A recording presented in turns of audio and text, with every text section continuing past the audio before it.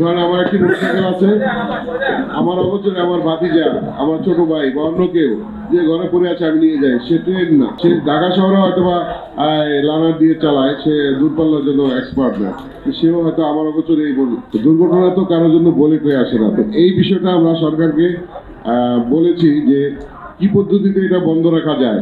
আপনারা যমুনা সেতু বা পদ্মা সেতু এখানে মোটরসাইকেল পারাপার কিছুদিনের জন্য নিষেধ করে দেন ঈদের আগে পরে, তাহলে দেখা গেল নিরুৎসাহিত হবে অনেকে, বা পরিবারের গার্ডিয়ানরা জানবে যারা ছোট বাচ্চা কাচ্চা আছে মোটরসাইকেল নিয়ে নয়, অনিয়ন্ত্রিত ভাবে একেবারে ঈদ ঝাঁকে ঝাঁকে পাখির মতো তারা রওনা দেয়। তো এই শহরে যারা যত বাইক আছে সবাই ওখানে রওনা দেয়। দেখা যায় যে পুলিশের দ্বারা বা আইন শৃঙ্খলা বাহিনীর দ্বারাও এতটা চেক করা সম্ভব নয় কার হেলমেট আছে, কার নাই, কার লাইসেন্স আছে নাই, এত ভিড়ের মধ্যে। তাই এই ব্যাপারে আমরা সরকারকে পরামর্শ এবং আমাদের আবেদন জানাইছি।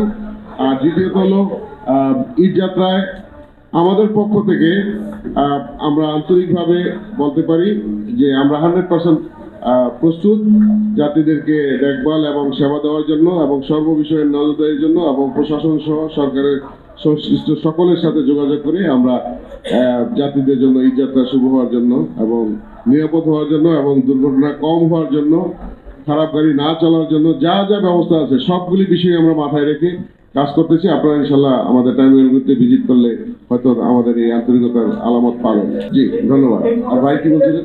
আমরা চিঠি দিয়ে নির্দেশ করেছি না যাওয়ার জন্য, আমরা মিটিং করে না করেছি না যাওয়ার জন্য, আমরা পুলিশকে বলেছি যে এগুলি পেলে ডাম্পিংয়ে দেওয়ার জন্য, আমরা মালিকদেরকে বলে আমাদের প্রতিটা টার্মিনালে নির্দেশনা দিয়েছি যাতে কোনো যাত্রী ওখান থেকে তারা পিক করতে না পারে, ওগুলিকে সিরিয়াল না দেওয়ার জন্য আমরা সকল নজরদারি রেখেছি। যেমন দেখেন কিভাবে হয়, আশুলিয়াতে একটা গার্মেন্টস আছে, সেখানে গার্মেন্টসের একজন ভাই পরিচিত আছে, সে হয়তো সিটির একটা মালিকের সাথে কন্ট্যাক্ট করে তার গাড়িটা চুপি করে সাথে নিয়ে ওখানে রেখে দিল, মাস পর ওখান থেকে সে রওনা দিল। এমন করেও অনেকগুলি হয়, আমরা সেইগুলিও যৌথ বাহিনীকে বলে আসছি। চারিদিকে ঢাকা শহরের আশেপাশে যেখানে আছে সাভার, গাজীপুর, আপনার নরসিংদী, নারায়ণগঞ্জ, আমরা সকল জায়গায় যৌথ বাহিনীর সাথে বৈঠক করেছি। সড়কের পক্ষ থেকে মালিক শ্রমিকরা আমরা কিন্তু ব্যাপক তৎপরতায় অংশগ্রহণে জড়িত, আপনাদেরকে জ্ঞাত করছি।